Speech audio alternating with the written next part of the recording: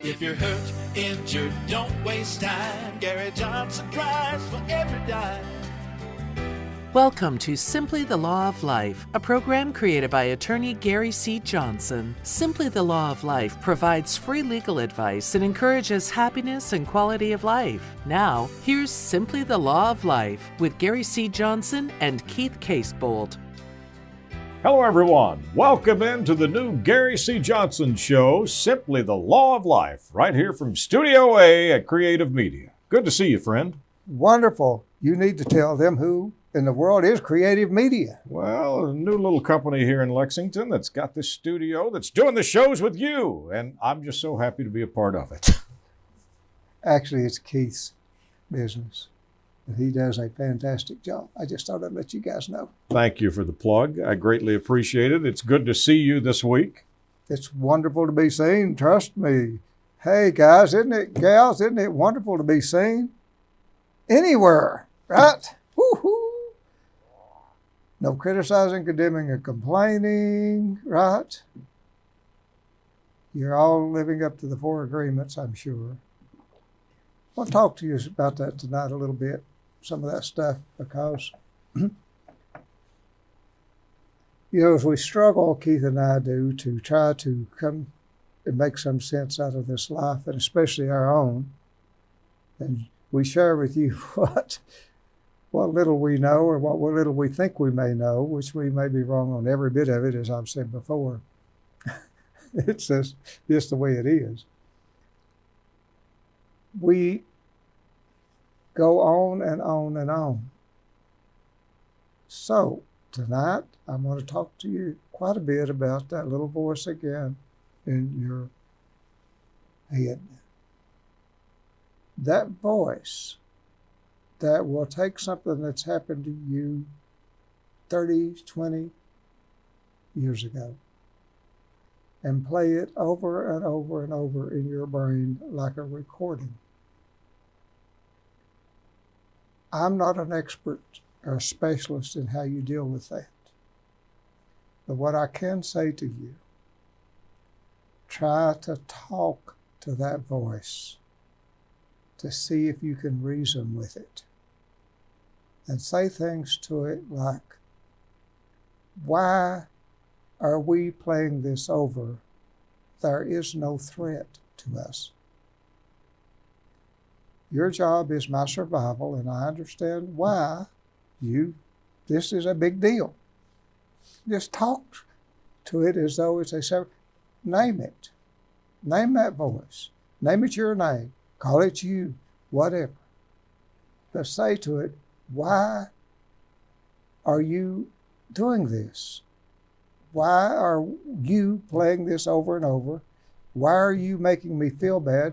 Why are you, by doing this, making my heart race when you're in control of all of it?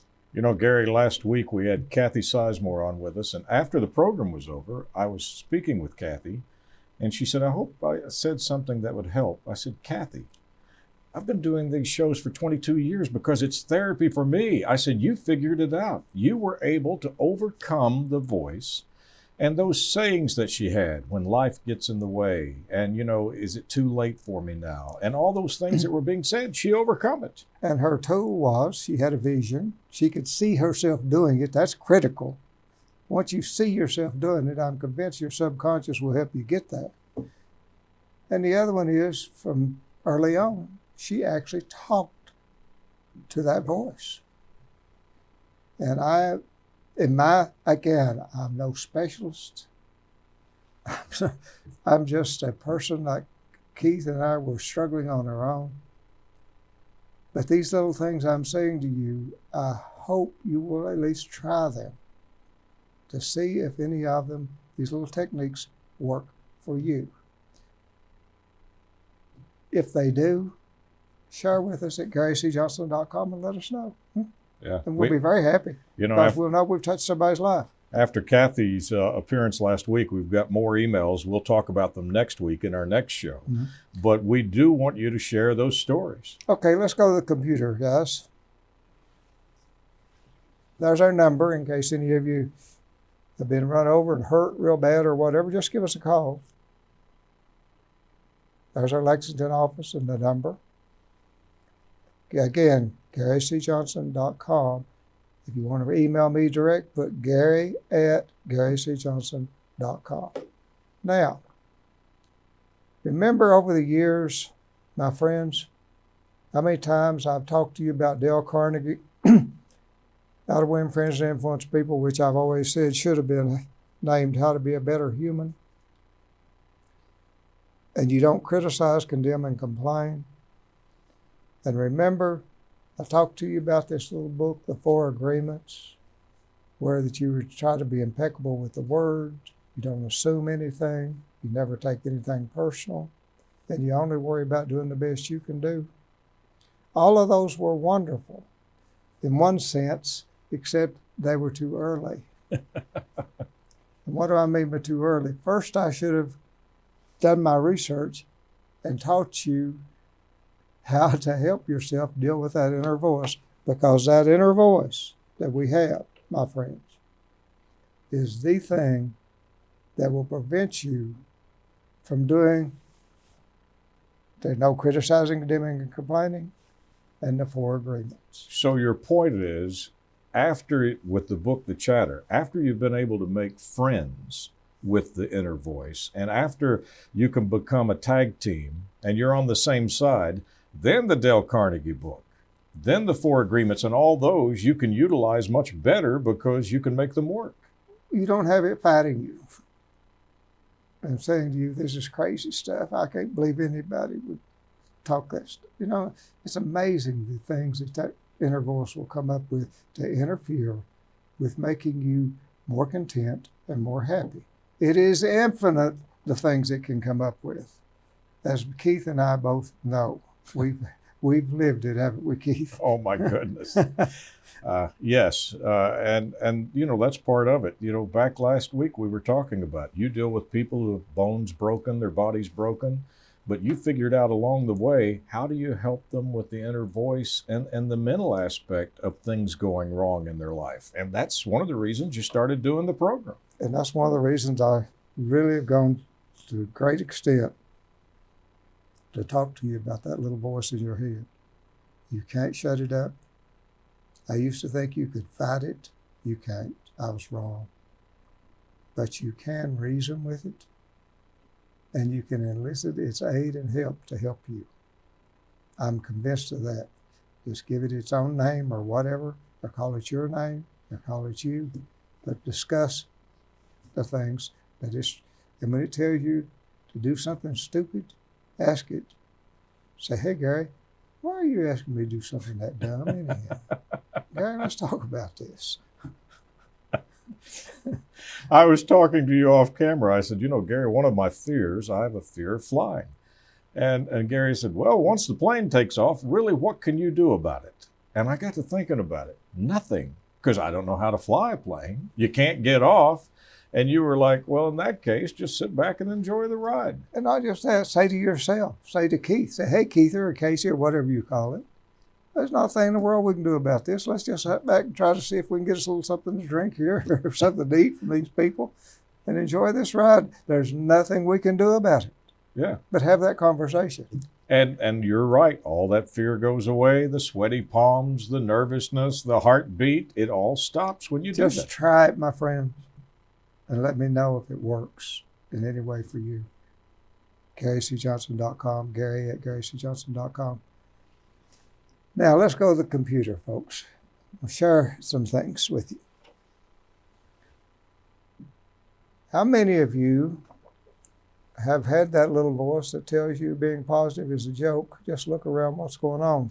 Don't you know what's going on in the world? How dare you try to be happy? How dare you try to be happy and positive? Yeah. Right? Yes. That little voice that tells you you can never lose weight, so why try, right? Give up. You might as well go ahead and have the other cookie. Mm-hmm. That little voice that tells you you can never stop smoking, so why try? Too late now, the damage is done. That's right. The voice that tells you why try when you will only fail. It's all fixed. Yeah, it's all fixed. The voice that tells you you can't amount to anything because you know your own family tree, right? You can't get above your raisins. The voice that tells you you can never outgrow where you're from. The voice that tells you that you don't have enough education to ever do anything. People's going to find you out. By the way, I'm going to comment on that. Most of the billionaires personally that I know had high school education, and that's it. Okay? Yeah. The voice that tells you that you're a fake and hope no one ever finds out. That one's The scary. voice that tells you you don't deserve to have anything. Well, it's for other people. The voice that tells you happiness is for other people. Yeah. The voice that tells you you don't really fit in. You're not in their circle. The voice that tells you that you can't cope with what's happening in your life. Not in The control. voice that tells you that someday people will find out about you. The voice that tells you that you should quit trying to be more than really what you are. Yeah. Putting on airs. Yeah. The voice that may tell you that you would be better off dead.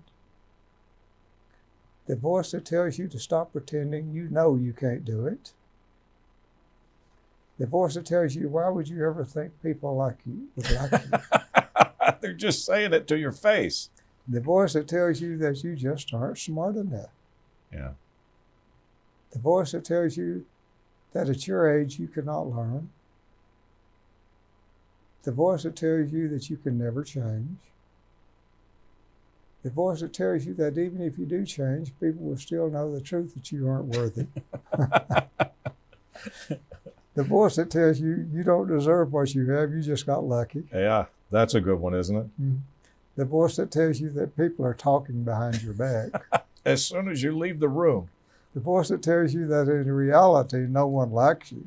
they just put up with you. The voice that tells you that you could have done something in life, but you just wasted it.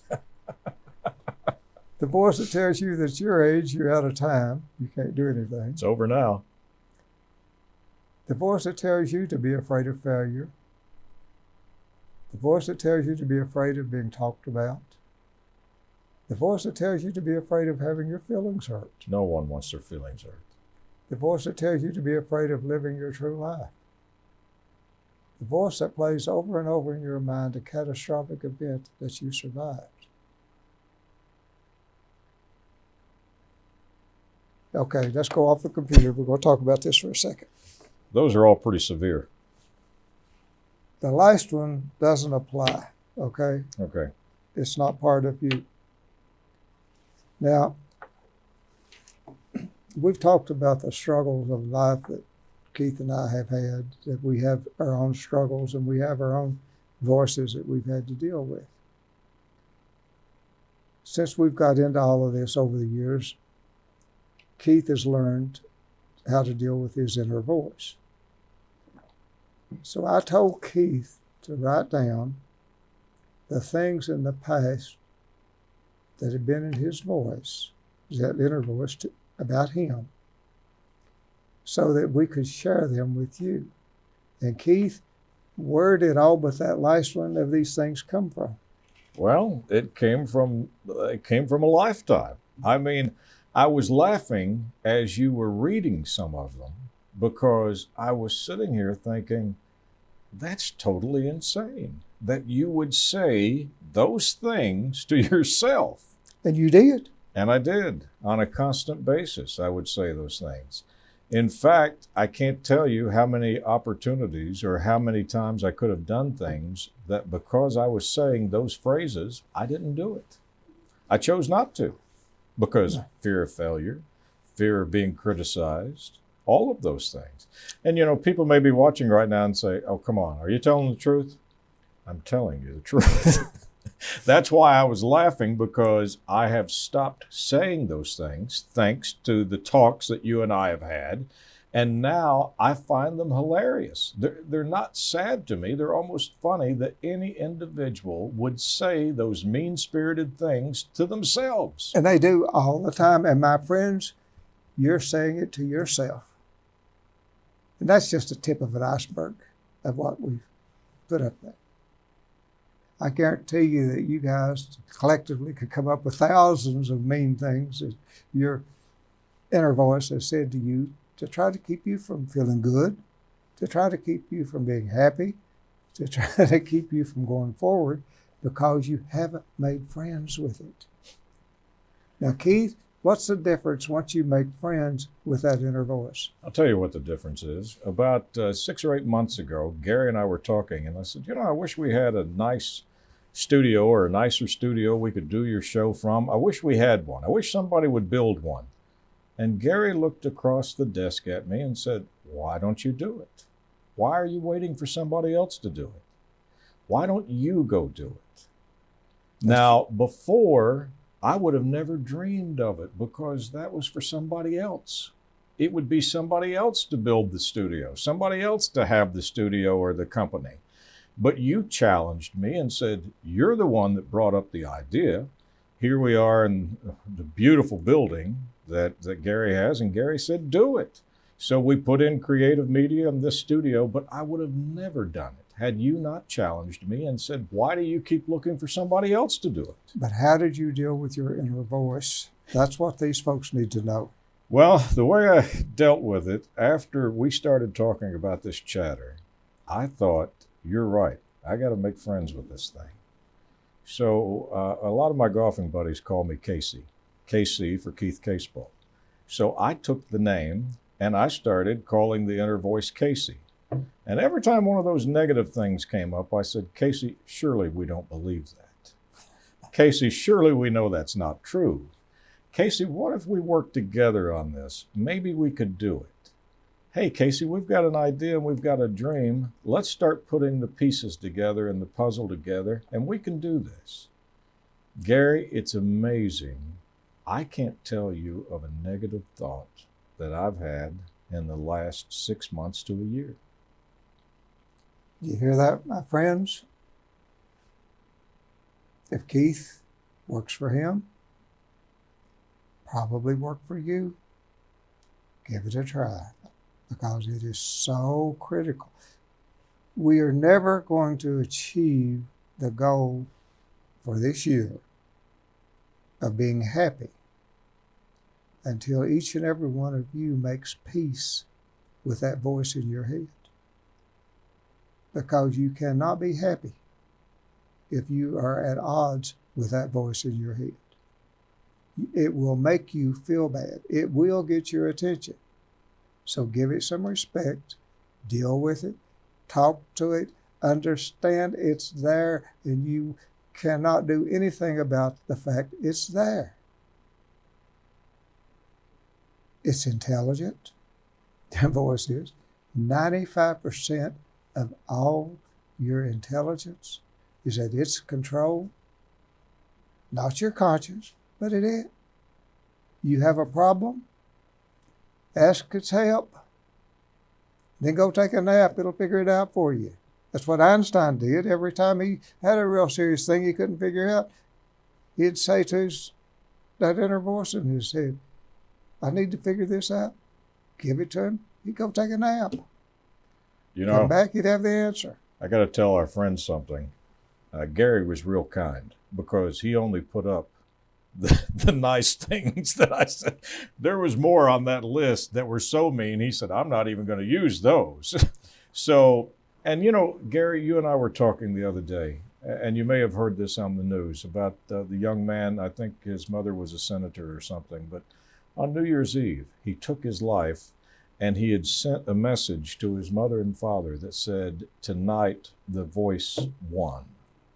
And you and I started talking about that, and we were both heartbroken over the fact that what we're talking about, this inner voice, drove this young man who had a beautiful life ahead of him to take his life. That's how serious this subject is that you're talking about. How many times, my friend, have I told you that emotions are crazy? They will kill you if they get to be in charge. And that's what I'm talking about. They're crazy. Now, I've changed the 24-hour rule to where if emotion's involved in a response, you wait 24 hours before your response, and your response will be different. Happened to me the other day. I waited 2 hours, and that's all it took. So it's now the 2-hour rule, okay? Listen, I got to tell you this story. My wife will get a kick out of it. I got a call from a friend who was asking me to go on this trip or do something, and my wife stood up and said, remember, 24 hours. Use the 24-hour rule. And what did I blurt out? Okay, I'll go. And the next morning, I was like, I don't really want to go on that trip. And she said, you broke the 24-hour rule. I told you what to do. Even the 2-hour rule. Even the 2-hour rule. Okay, I want to read to you a little bit about the techniques this guy says to use to deal with it. Last week we went over the one on using self-distance talk, which Keith talked about. Number 2 technique, imagine you're advising a friend. Another way to think about your experience from a distanced perspective is to imagine that you would say to a friend experiencing the same problem as you.